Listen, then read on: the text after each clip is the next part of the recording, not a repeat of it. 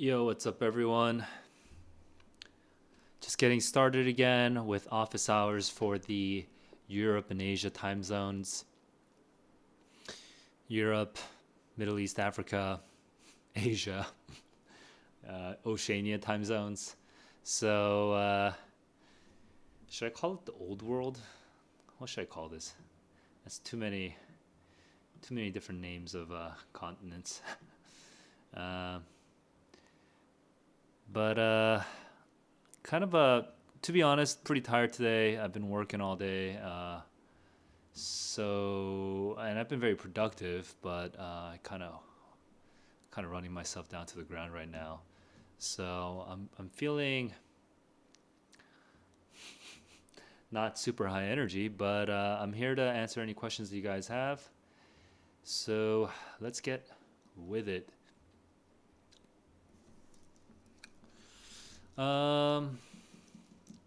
No one's here right now. If you guys, if you join.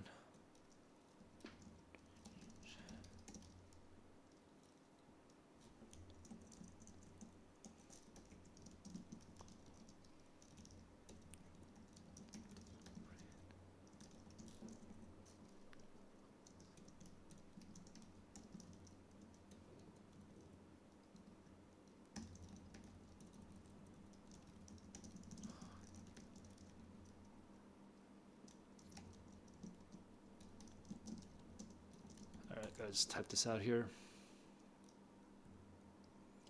All right, so no one's here right now. So I'm just gonna be doing my own thing for a bit, and whenever people, here, let me move this window out here. Let me pop this window out. Okay. Yeah. So whenever you guys send me a chat, that's when I'll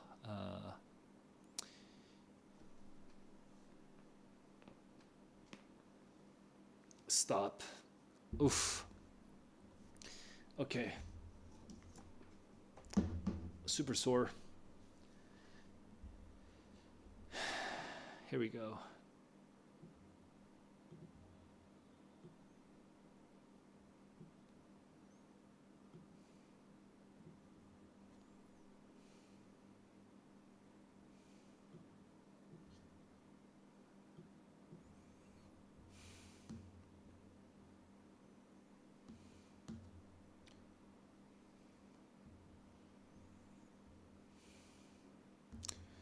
Okay, so it's just been a while.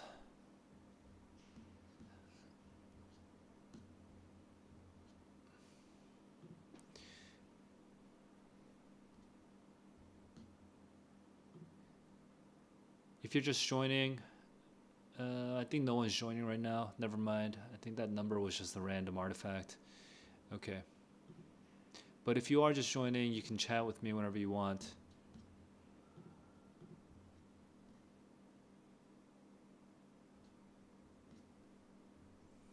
I'm just gonna wake myself up a bit.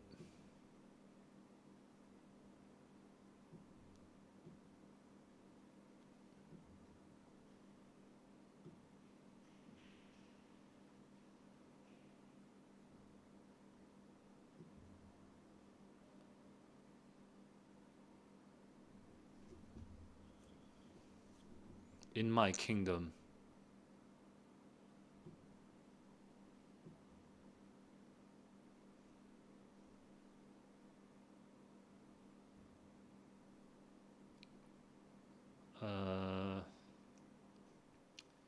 If you are joining just now, like sometimes the YouTube thing doesn't tell me right away, but if you are joining, you can just feel free to just shoot me a question.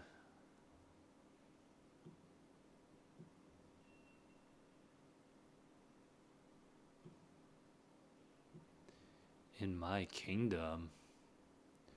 And let's start with easy words like royal, Roy.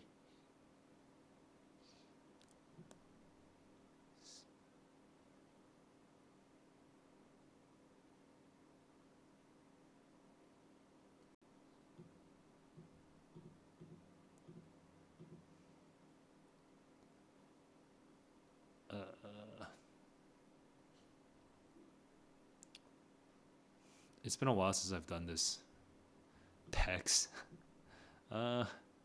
Specs.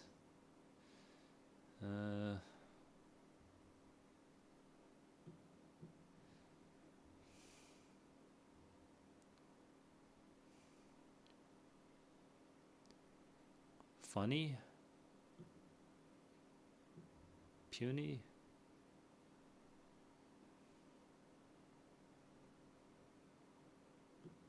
Family? Ugh. What? In my kingdom? Oh, genus. Okay. Oh, animal kingdom. Okay. Family, species. We're species. I see it. Species. Okay. Taxonomy. Where's taxonomy? Taxon. Uh, tax. Taxon. Wait. Tax. Na. Oh, duh. Taxonomy. Okay. Phylum. Okay. Class. Okay. Order. Dude, I'm actually surprised that I remember all these words, even though I never use these words. Okay. Oh, I don't know. I don't know. Phylum, order, all this I know, but we got kingdom, but what the heck is this? Domain. But I didn't know that that was part of the animal kingdom or the biological kingdoms.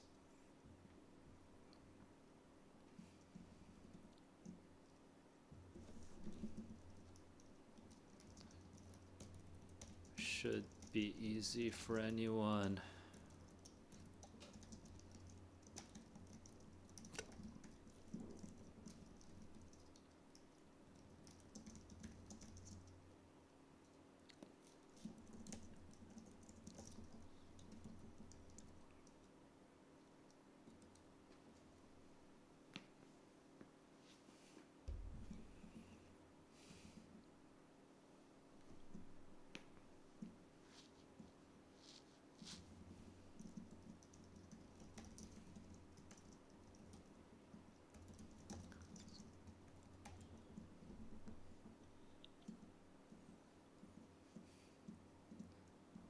Oof, rough. I'm tired.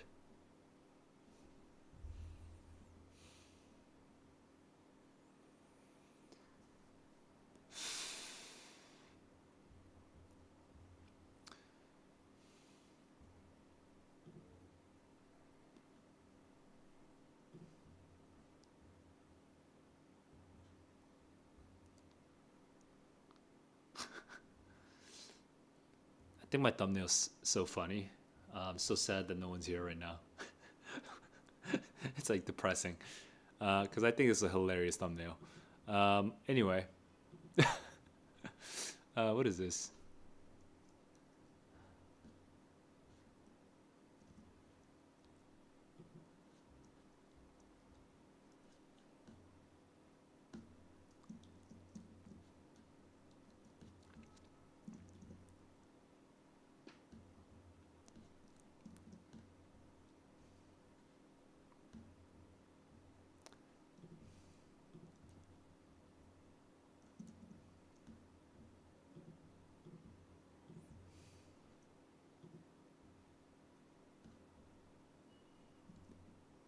Is there a reason why I didn't put these in the playlist? Trying to remember.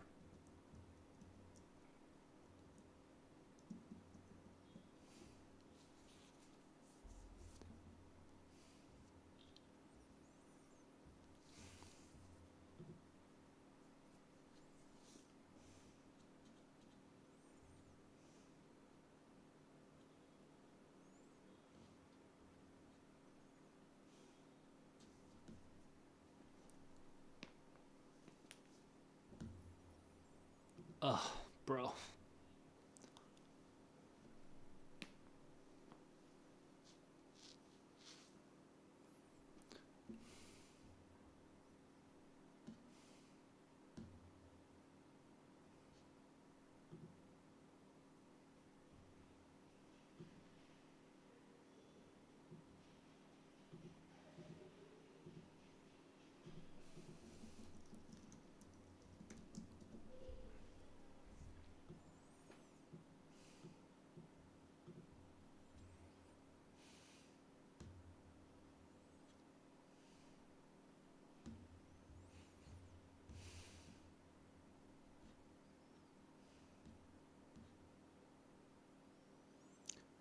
Hey Alex, what's up?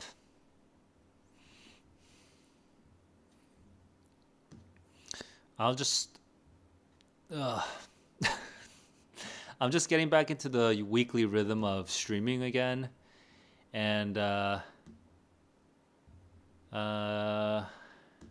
obviously no one's ready for me to be streaming weekly because no one's here. But welcome to the stream. It's good to see you again.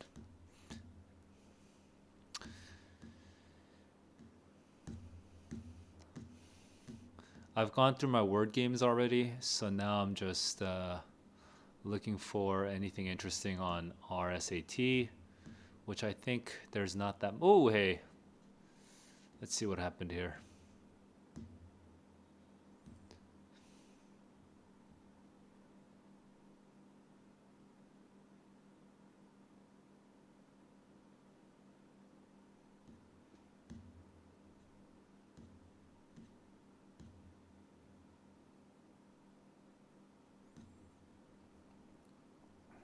How are you doing?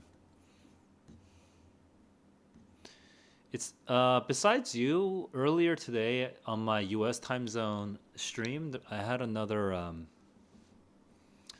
uh, another sort of college student drop in. So it's nice to see you guys just saying hi every once in a while.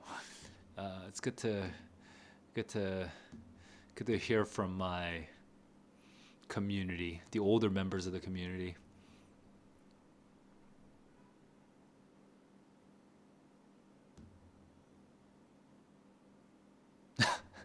This is actually a funny meme. Uh, Palpable versus corroborate. I mean, how hard could this be?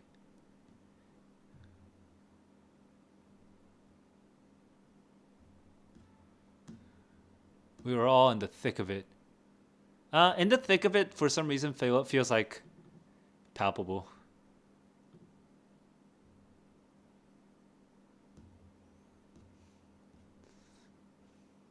Yeah, a palpable atmosphere. Okay.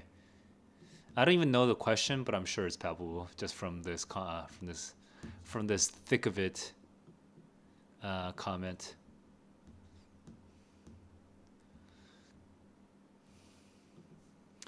I remember you were one of the students that told me that you were before my streams you weren't really interested in literature, and now you're kind of but then like you changed your mind on literature. Uh, I think that was you. It might not have been you, but if that is you, tell me tell me has that how how what have you done with that interest? Assuming you've done anything at all. I guess everyone's just using this as a meme now. What the heck? Uh, yeah, everyone's just reusing that as a meme. We up? What's up? Dog language? Monkeys in Spain? Caterpillars? By the way, guys, you are allowed to ask me any questions. I'm sort of just chilling here until you guys uh, warm up the chat.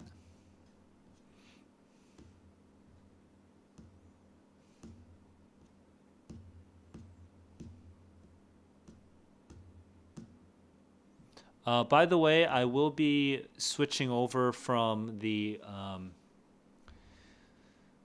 open office hours to the members only office hours in probably around 15-20 minutes. So just be aware if you do have questions right now, and you are not a member of my channel, then you should ask them soon, because I'm gonna switch to members only in 15 or 20 minutes. There's nothing interesting, I think, on the SAT channel. Uh, the SAT Reddit, I mean subreddit.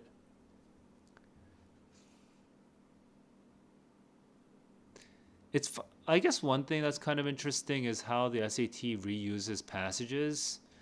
It's not. I'm still just kind of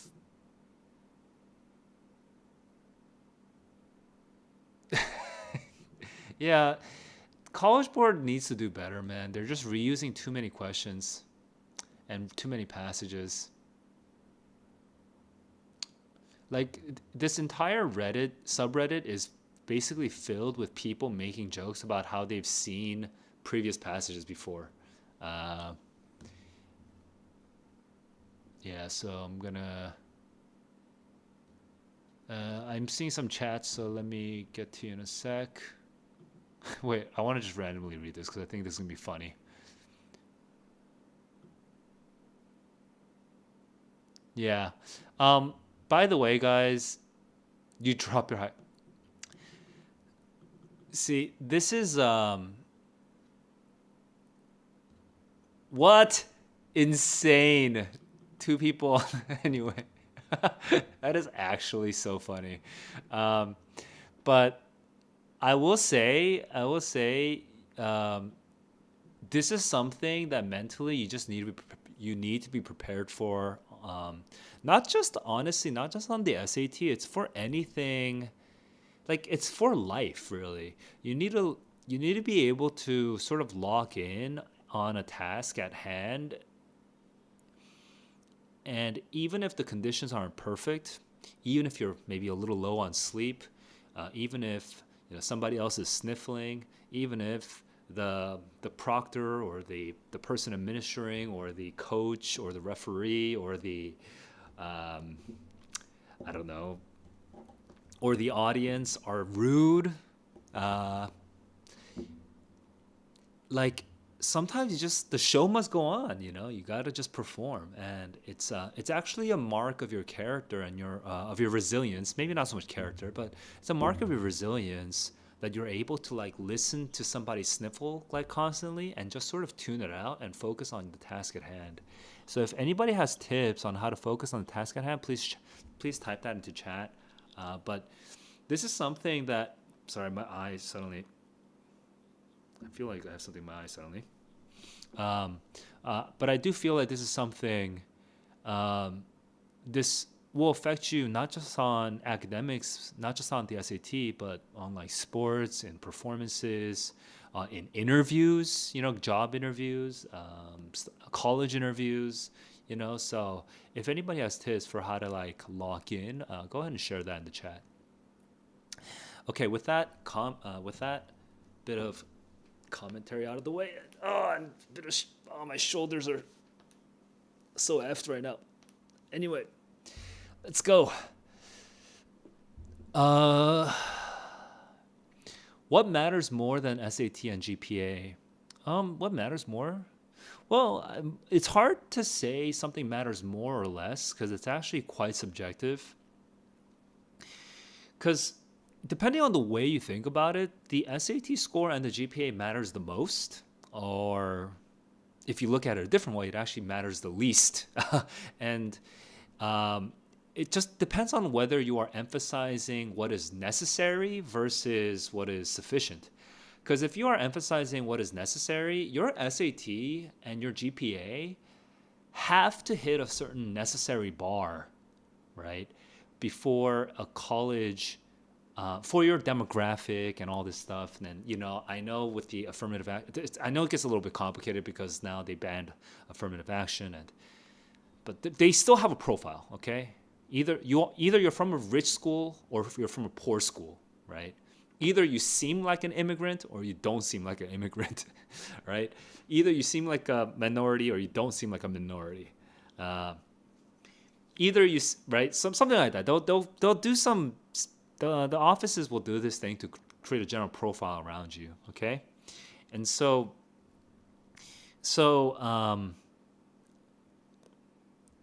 once they have your profile, then they're gonna want a certain minimum SAT score and GPA. And if you are focusing on what is the most necessary part of your application, then yeah, actually the SAT and the GPA are very important. Well, I guess not the SAT because test optional, but actually, if your GPA is weak, then the SAT becomes functionally necessary. So It becomes the most important part.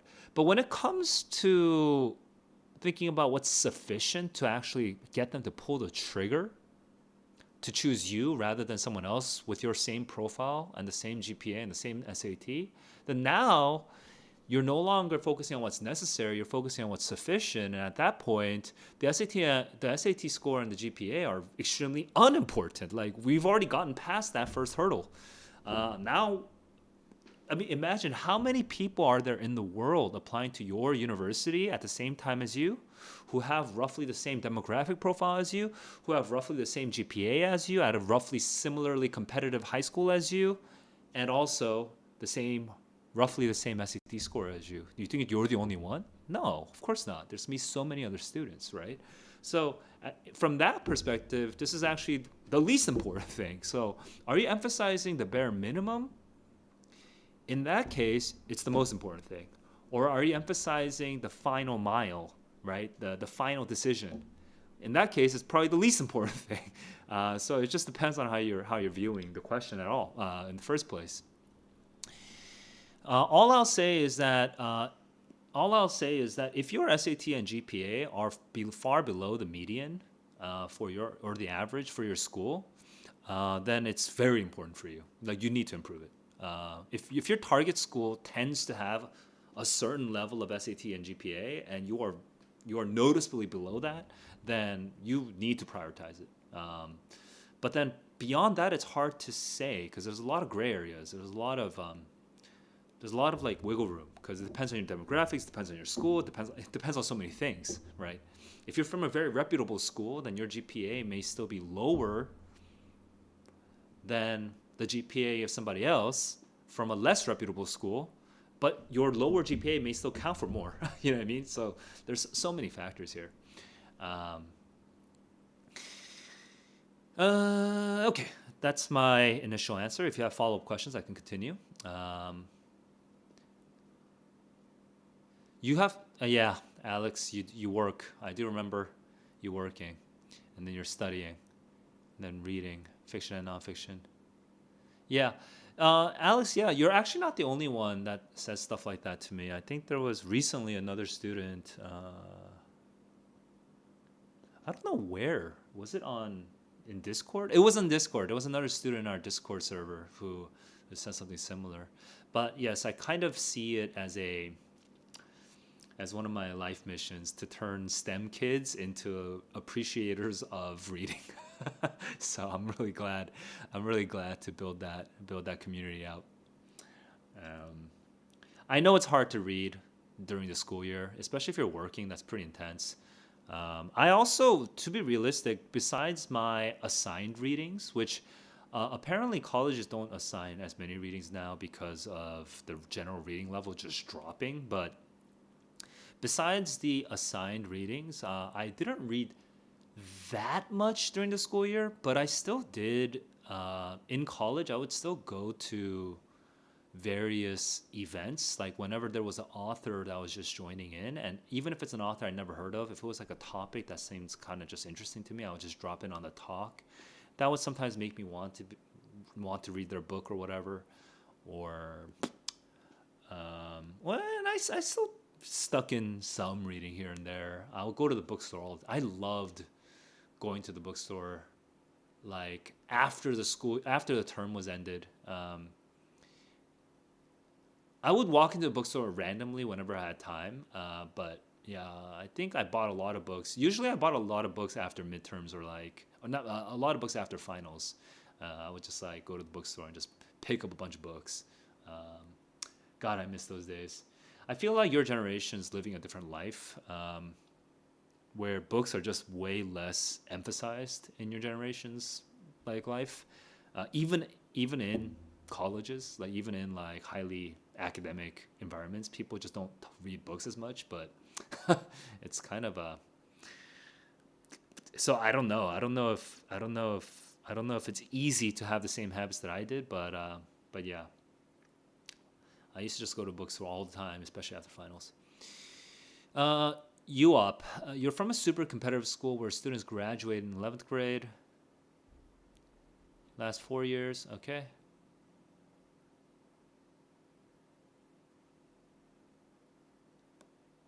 Oh yeah, that's responding to the GPA. Oh, in that case, if you're from a super competitive school, you're gonna, and I'm assuming you're in this. Well, you're not in the states. Yeah, you're not in the states. Uh, you're a super competitive international school, um, an international American school. Yeah. Well, probably your school uses like Naviance or something similar to Naviance. Now, if you don't use Naviance, let me know. But your college counselor slash your school system should have some data on whatever your target school is. So let's say you want to get an, I don't know. Earlier, I had in a stream from the U.S. time zones. I had a former student. I had a former community member say that he was at Carnegie Mellon now. So let's just pretend you're applying to Carnegie Mellon. If your school has Naviance or pays for Naviance or something similar to Naviance, then you should be able to look up alumni of your school, and there are statistics for and, oh, out of all of the alumni of your school, like how many people got into Carnegie Mellon, okay, and then what is their GPA, and then outside of the Naviance system, your college counselor should still know in their head, like the kind of general profile of the kids that got into Carnegie Mellon in the past 5, 10 years or whatever. They should still remember. So let's say most of them, let's say, were just like Asian, but you're not Asian, for example. Then on Naviance, that information is kind of hard to find, but the college counselor should have that information in your head. So this is just assuming you're at a very well financed and reputable school. Like well established international schools tend to have kind of stable systems over many years. So if you're lucky enough to be at one of those schools, then you should be able to go to your college counselor and just learn some of the details there. But again, zooming out quite a bit, I would just say again, the SAT and the GPA is like the first impression. It's like the first date. Okay, if I wanna date a girl, and I want to get serious with a girl, I don't like. It doesn't matter like what a nice person I am if the first date is just ass garbage. Okay, you want to have you want to leave a very good first impression, um, and as a guy seeking a girl, I want to leave a very good first impression. So that first date, is the first step in. And then once you get past the first date, like you enjoy the, I don't know, the meal or whatever, and the conversation, the initial conversation. What's like first date conversations, right? You're talking about like basic interests and basic things, right? Then it's the second and third dates where you start talking a little bit more about like more serious things, right? Whereas maybe more risky things because you already got past that initial hurdle, and that's where people oftentimes make up their minds about whether to date somebody or not. It's not from the first date; it's actually from the second, third, fourth dates, right?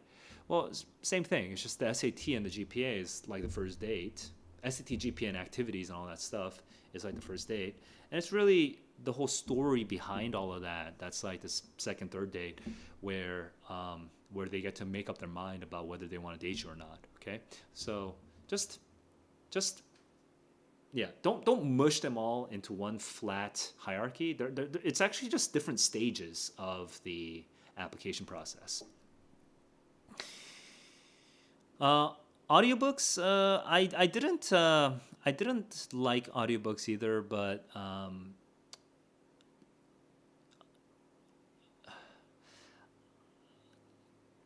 I mean, I used to read so many books when I was younger, and the for reasons that I can't like I kind of know what the reason I think I know what the reasons are, but for whatever the reason is, I've basically stopped reading.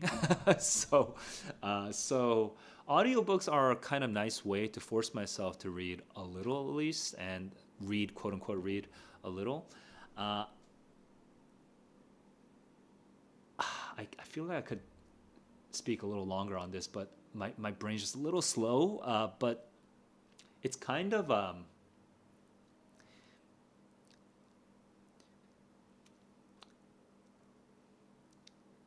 Okay, I'm gonna use an analogy that some people may not. Actually, a lot of people will probably not vibe with, but it's just the first thing that comes to mind.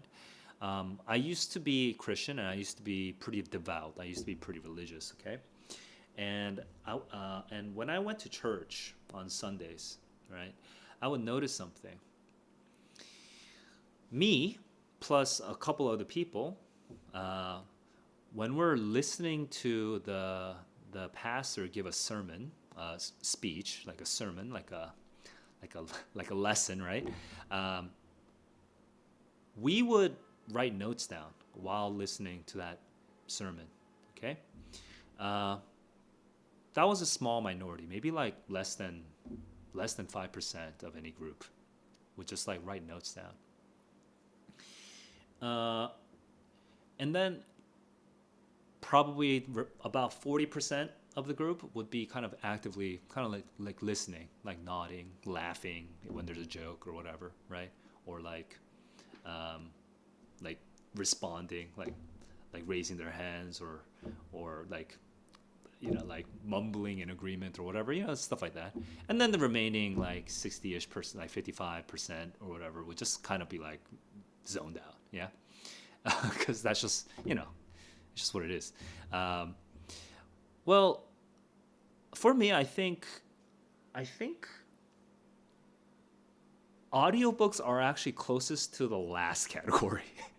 um, so I when I'm listening to an audiobook, oftentimes I'm doing something else. The first and the most common case is I'm actually trying to sleep. Okay. In that situation, the audiobook that I choose is usually I'm choosing an audiobook of a book that I've already read. Uh, so it's a story I already know, and I'm just trying to sleep. But even if it's not like that, when I do an audiobook, the second most frequent time that I'm doing an audiobook is when I'm kind of in a transition period of my day.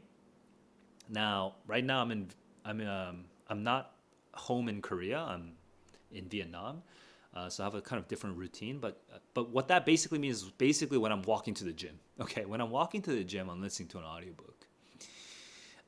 But it and what happens is it gives me a little bit of inspiration. It gives me some ideas, makes me think about things because I'm listening to a book. Okay, but it's relatively passive, I would say. Uh, I would say also the second category, which is the group of people that are kind of like raising their hands and responding and whatever. I'm trying to be engaged with the sermon. That is more like books, because books require you to kind of pace it on your own, and it does require a bit more intellectual activity just on your own. But actually, just reading by itself isn't that meaningful. The reason is that when you just read, even if it's a book, when you just read, you don't really remember what you read. And oftentimes that reading that you did doesn't really result in any sort of output. Okay? It just gives you a certain feeling, gives you a certain inspiration, and it passes. Okay?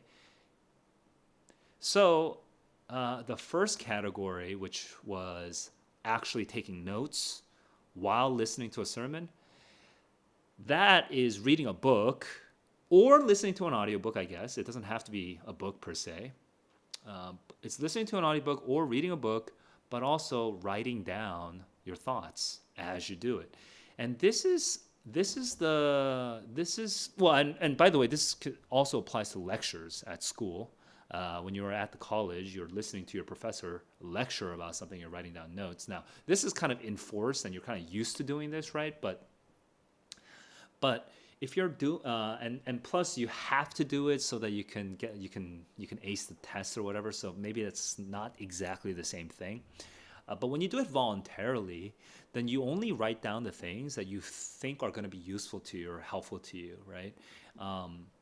I think that kind of reading is the kind of reading I want to introduce. I want to reintroduce to my life more. It's just really hard.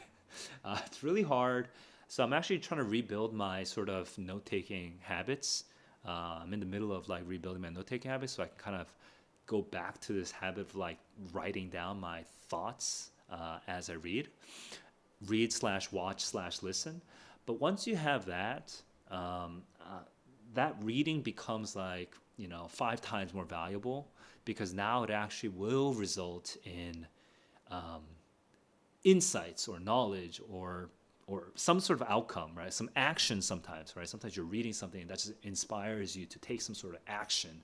So that's the so so to summarize my opinion on audiobooks, I think audiobooks are great, all right, because you can kind of squeeze them in a sort of passive, otherwise wasteful period of your life, like in the transitional periods, right, when you're not doing when you're not doing anything else with your brain, you could just have an audiobook feeding you things.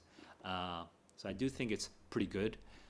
It's just that it could be better if you add like note taking on top of it.